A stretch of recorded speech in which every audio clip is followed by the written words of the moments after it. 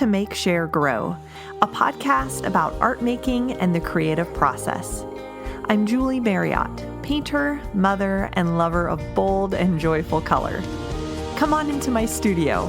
I hope what I share here about my art practice will inspire you in your own creative journey.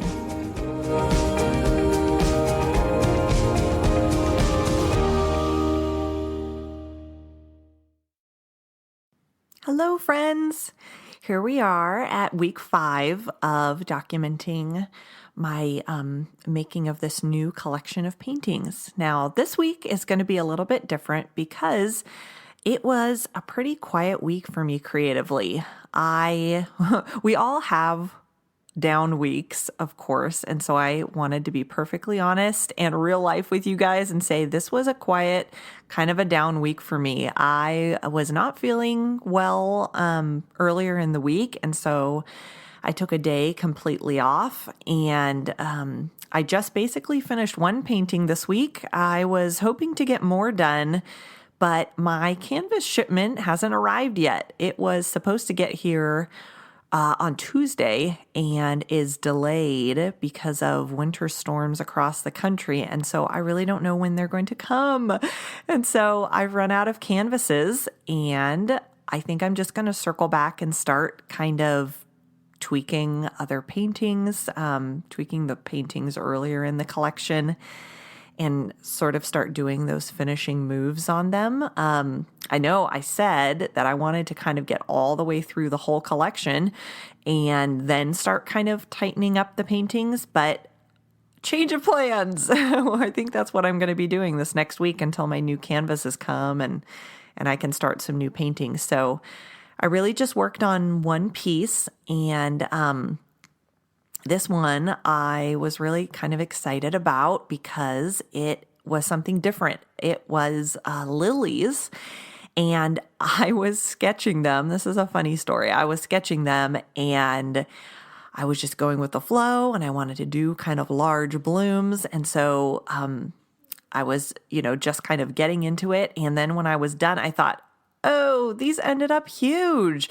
There's no room for the vase, because this whole series, like kind of the concept that's holding the whole series together is that they're bouquets and vases.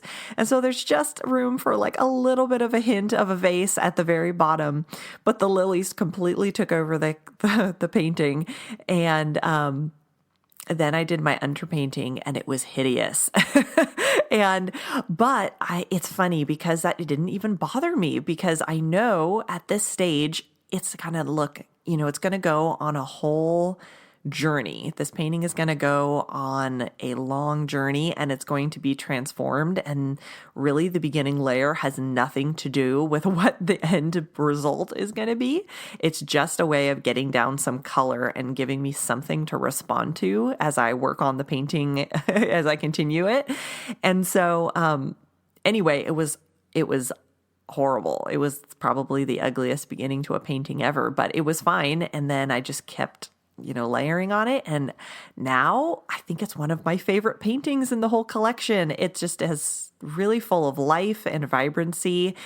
And like I was talking about last week, I really just relaxed and let go and didn't care about, the color layering, and just was really, just followed my intuition until kind of near the end. And then I kind of tightened things up, and I feel like it's done. I feel like it doesn't really even need any more, more passes on it. So I'm really proud of this one. It's really big and bold and vibrant and full of life. And you can see some images of it. I'll link them up below. But yeah, it was kind of a quiet week. That was just my one piece that I worked on. And so it really worked out perfectly. I did a Q&A, or actually I just asked for questions from my audience on Instagram, and I thought I would answer some of them this week. And it lined up perfectly to have a little bit of Q&A time here on the podcast. So I put a question out there and asked my audience if there was any questions they had about working through a painting collection or how I think about it or anything that I could help them problem solve in regards to making a series of work. And so we're going to dive into a few of those questions this week. So the first question is, when do you work on a collection versus just single paintings, and how is it different?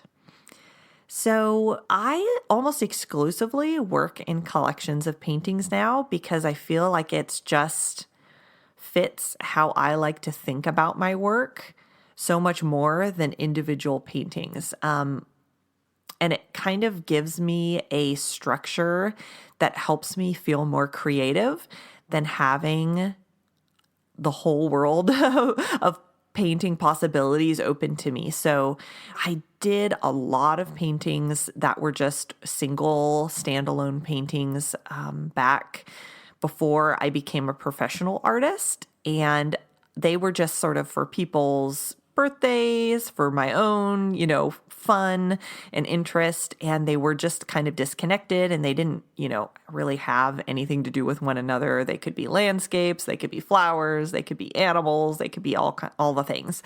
And so once I decided to pursue being a professional artist, I saw other artists working in collections. And honestly, I didn't come up with this idea myself. I saw other artists doing that, and I saw all of the amazing benefits of making collections of work where you can really choose a theme and then dive into it and explore it and do variations on it. But then at the end, you have this beautiful series that all has something to do with each other. And then you can present those to the world and say, look, this is me as an artist pursuing an idea and fleshing it out and thinking about it from different angles and ways. And it just sort of makes sense to your viewers because they have sort of these boundaries or this frame, this lens to look at the work through and help them understand it. Because I feel like if you just make a lot of single paintings, that can be wonderful for growing yourself as an artist, for, pursuing different ideas that you're interested and curious about. But I feel like as a professional artist, and who's making work, who's, your focus is to sell your work, I think it's really helpful for me to think through an idea and do variations on it. And that helps my viewers also kind of be able to grasp what this collection is about and if they're interested in it, and it gives them a variety, but it also has, like I said, a lens for them to look at through it. Also, working in collections also has really helped me hone my style of painting, and I feel like has helped me kind of really get clear on what my creative voice is, because I have boundaries around what I'm going to paint for a collection. So I'll come up with a concept, and then I will just paint and paint and paint that concept until either I get tired of it or I feel like I have said everything that I want to at the moment, and maybe I'll return to it later, but I feel like it's like a good cohesive grouping. So it really just helps me hone my skills because I'm doing a similar thing over and over and over again. I think we can all understand that if you decide to paint a bird, 15 times in a row in different positions, in different colors, in different, orientations of canvas and different sizes, you're going to really understand how you and how your hand and how your eye like to paint a bird. And you're going to get better at it, and you're going to get more clear in how your artistic voice comes out in the style of that bird. And so I feel like that's the gift that collections of paintings can give to you, because you are able to really hone and become kind of an expert at what you're doing in that collection. So I hope that makes sense. I think single paintings, there's nothing wrong with doing them. I think they're a wonderful companion to collections if you're really interested in something, but you're like, I just want to do it once. I don't want to have to, commit to a whole series.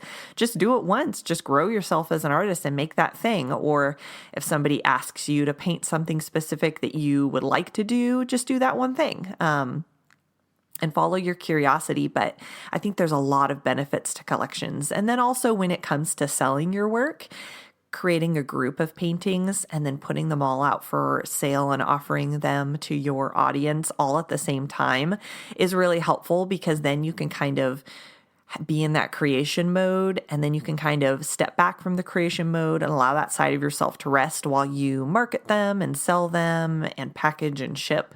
And there can be a nice cycle in your creative process too. I've really appreciated that. It's very tiring for me to market and sell work. And so I really appreciate not continually worrying about posting things to sell and trying to share about them in a way that's really clear and listing them on my website to sell all the time and then continually like packaging and shipping.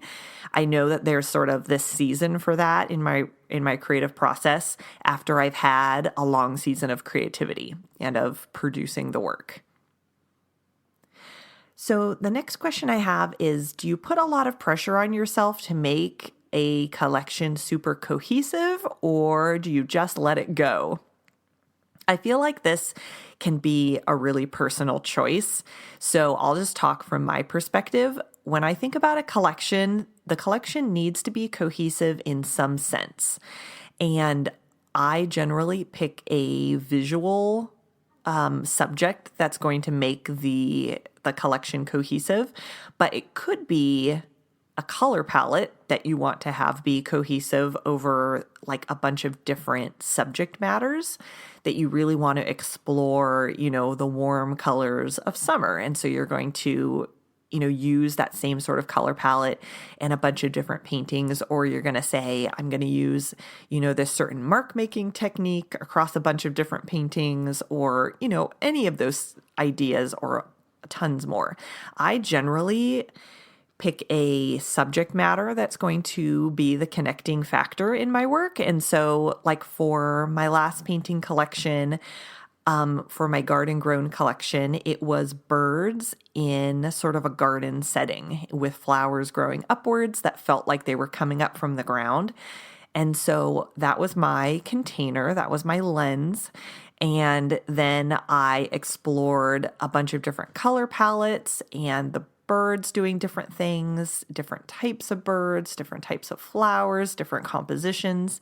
But because it was me and because I chose to paint birds, all of the birds looked similar. All of the flowers had, looked like they were in my same artistic voice. And so that, like my style and the subject matter, kind of held the whole collection together and helped it feel cohesive.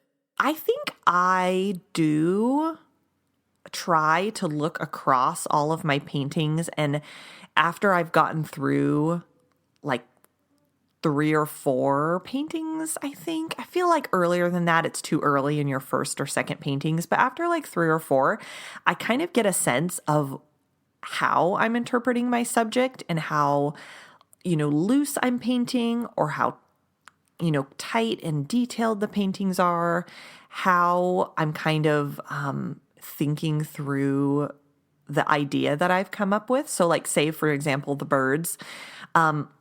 When I painted my first one, I had no idea what the background was going to be like. Was I going to paint things that looked like they were far away? Or was I going to keep like the depth of field very shallow and only have things in the foreground? And I ended up deciding that I loved having like a solid color that was kind of painted several times over with different colors and some brush strokes, being this abstract, flat, sky-like background, but it could be any color I wanted it to be. It wasn't trying to pretend to be the sky. It could be purple, it could be yellow, it could be turquoise, but it sort of was that background area, and all of my elements, like the bird and the plants and everything, were all right there in the foreground. And And so that was kind of my way of, after the first painting, I figured out, oh, I love how this looks. This is the way I'm going to treat my subject for the whole rest of the series.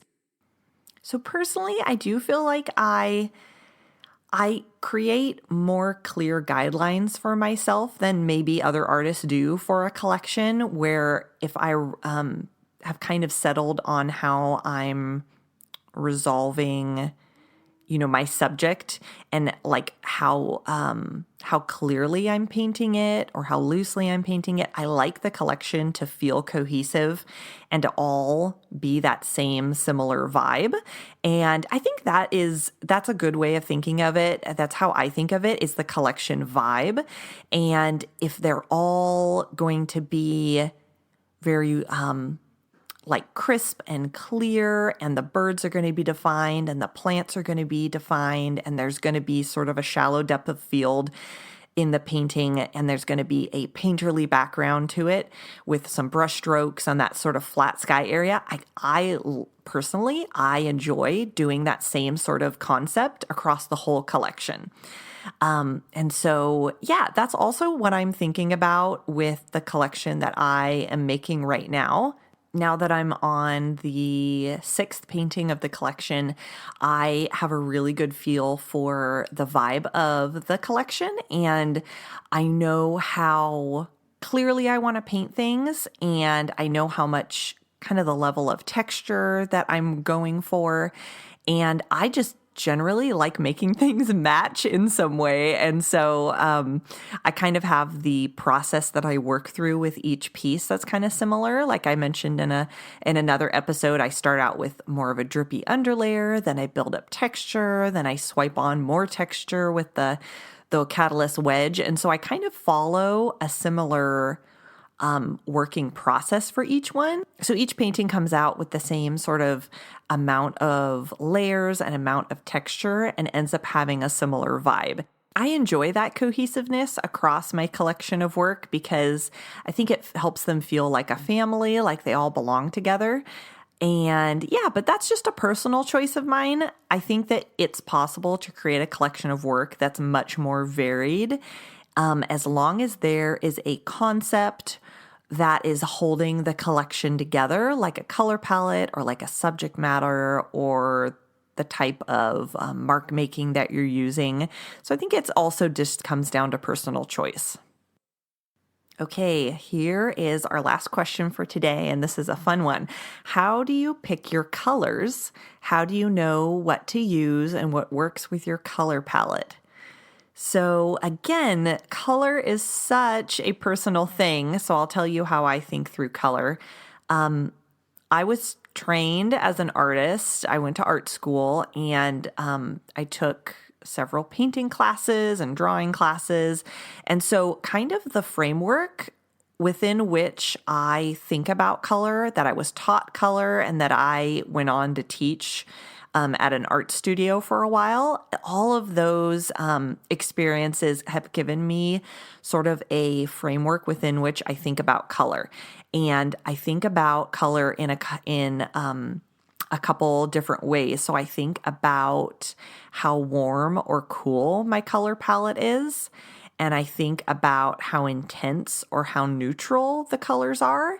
And then I think about how light or dark the colors are. And so those are the three sort of categories that I think about. And in some level, it's just sort of ingrained in the way that I even just work with color now. I don't really consciously think of those things all the time when I'm painting. Often when I step back and evaluate, then I'll kind of pull those ideas out, but they're always present when I'm mixing color. And so I love contrast. I love boldness in my paintings.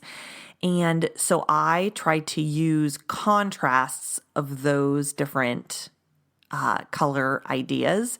So I love having a lot of warm and a lot of cool in a painting. like a good balance of the two. I don't like to make paintings that are all warm colors or paintings that are all cool colors. That just doesn't have the interest for me. And so when I'm painting any particular area, if it's feeling like it's not exciting or doesn't have enough depth or enough interest for me, often I'll try to pick a color that's the opposite of what's going on there. So if it's a flower that's like a pink and peach flower, then I'll say, okay, that flower needs like some blue or turquoise in it. And then I'll go ahead and just swipe it on there because I'm an expressive painter and I'm painting how I feel it, how I want it to feel, and not, in a realistic manner necessarily. And so that is one way that I think about color and choose colors is warm and cool. And then another way is intense and neutral. Now, this is, I feel like, the most maybe hard to master or complex or out there sort of way of thinking about color. Is how intense or neutral a color is. But basically, like when a color comes out of a paint tube, that's as intense as that color is going to be. And if you mix it with colors that are very close to it on the color wheel, like if you mix yellow with colors that are more similar to it, like reds or oranges or pinks, it's going to maintain a good level of intensity. But when you start mixing it with colors that are farther and farther away from it on the color wheel, like purple or blue or green or turquoise, it's going to take away the intensity of it and move it more towards a gray or a brown. And so having a mixture of more intense colors and muted colors, even if colors are slightly muted, like if you took a green, but then you mixed a little bit of like tan or a little bit of brown or a little bit of red into it, it's going to mute it, a little bit or a lot, depending on how much you add, but it's going to change that color and make it more interesting and complex than maybe that really vibrant, intense green was in the beginning. And so I like having a mixture of pure, really vibrant, intense colors, and then having more mixed, muted colors in my paintings. And I feel like that helps the paintings feel much more active and interesting, and just more interesting to look at. And then the last one is the values of the painting, how light or dark the colors are. And so if with this current series of painting, I'll use as an example, I have just decided that I'm painting all of the canvases a pretty dark color as my ground for the painting. And so they're all basically like navy blues or sort of teal greens, greeny turquoisey colors. And that's just my base because I love the contrast. I love the value contrast of painting light and bright things on a dark background. And you may not even end up seeing a lot of that dark background in the finished painting, but it does make a difference, and it does make the colors pop and look really bright and vibrant because it's just light colors on a dark ground.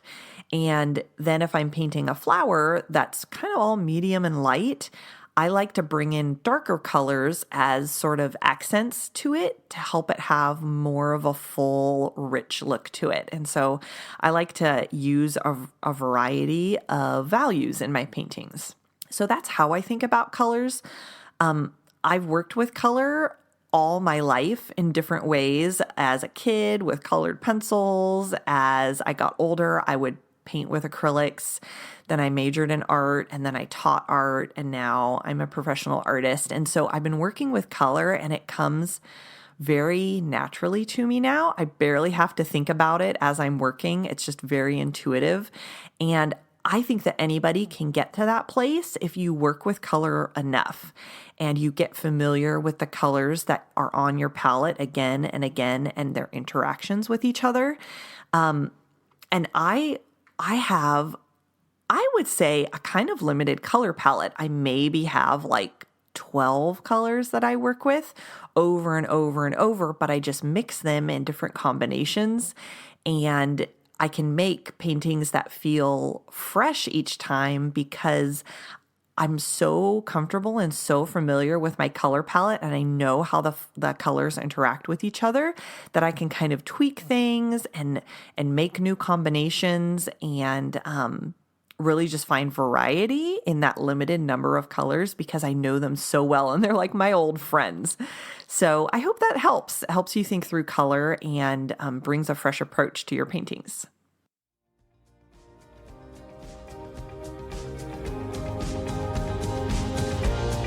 Okay, so that is it for this week. Thank you so much for joining me, and I hope this Q&A was fun. I have a lot more questions that were submitted, and so I'm going to be doing another round of Q&A in the future, maybe when I have another down week. So we'll see. Hopefully I'll have a more active painting week next week, and I'm looking forward to bringing that to you and chatting all about it next week. All right, bye for now.